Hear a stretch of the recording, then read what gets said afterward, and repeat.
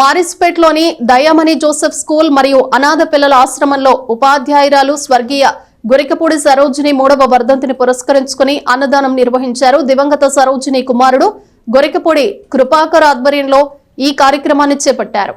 స్థానిక మారిస్పేట్లోని 2 గేట్ల మధ్య గల దయామణి జోసెఫ్ స్కూలు మరియు అనాథ పిల్లల ఆశ్రమం నందు విశ్రాంత ఉపాధ్యాయురాలు స్వర్గీయ గొరికపూడి సరోజిని 3వ వర్ధంతిని పురస్కరించుకుని ఆమె జ్ఞాపకార్థం అన్నదాన కార్యక్రమాన్ని ఆమె కుమారుడు జ్యోతి క్లినికల్ ల్యాబొరేటరీ అధినేత గొరికపూడి కృపాకర్ నిర్వహించారు. ఈ సందర్భంగా ఈ కార్యక్రమానికి ముఖ్య అతిథులుగా పాల్గొన్న ప్రముఖులు మాట్లాడుతూ ఉపాధ్యాయునిగా విద్యార్థులను ఉత్తమ పౌరులుగా తీర్చిదిద్దేదానిలో గొరికపూడి సరోజిని అందించిన సేవలను వారు ఈ సందర్భంగా గుర్తు చేసుకున్నారు. కార్యక్రమంలో ఆశ్రమ నిర్వాహకులు అత్తోట రత్నశేఖర్, కె హేమలత, పినపాటి సురేష్ బాబు, పినపాటి రాజేష్ ప్రభుత్వం పాల్గొన్నారు. యుగయుగములు నీవే దేవుడువు, నీవు మనుషులను మంటికి మార్చుచున్నావు, నరులారా తిరిగి రండి నీవు సెలవుచుచున్నావు. ఈరోజు గొరికపూడి సరోజినమ్మ గారి జ్ఞాపకార్థం టీచర్ గారు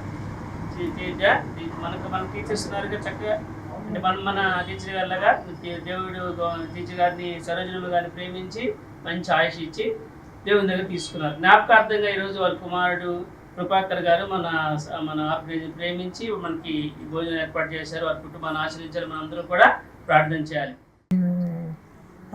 పదవీ కాలంలో అనేక వేల మంది విద్యార్థులను ఉత్తమ పౌరులుగా తీర్చిదిద్ది రిటైర్డ్ అయిన తర్వాత కూడా మరి అనేక సామాజిక మంచి కార్యక్రమాలు చేస్తున్నారు.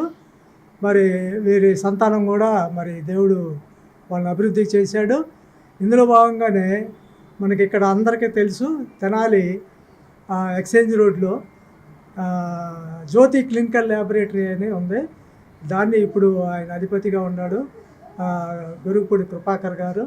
వాళ్ళ మదరే ఈ సరోజిని గారు. మరి అతను ఇక్కడ 2 గేట్ల మధ్యలో ఉన్నటువంటి దయామణి జోసెఫ్ గారి కాన్వెంట్లో ఉన్న ఆర్ఫనేజ్ ఉంది. ఒక 30 మంది పిల్లలు ఉంటారు ఆర్ఫనేజ్లో, తల్లిదండ్రులు లేని వాళ్ళు. మరి వాళ్ళని ప్రేమించి మరి వాళ్ళ అమ్మగారి జ్ఞాపకార్థం ఒకరోజు వీళ్ళకి ఈ పూట లంచ్ అరేంజ్ చేశారు. అందుకు వారిని మేము అభినందిస్తూ మరి వాళ్ళ అమ్మగారు చేసిన మంచి కార్యక్రమాలని అన్నీ కూడా ఆ పిల్లలు వాటిని కొనసాగించాలని చెప్పి ఈ సందర్భంగా నేను కోరుకుంటూ ఆ కుటుంబానికి నా ప్రగాఢ సానుభూతి తెలియజేస్తూ మరి ఆ కుటుంబాన్ని దేవుడు అన్ని విధాలుగా దీవించాలని చెప్పి నేను కోరుకుంటున్నాను.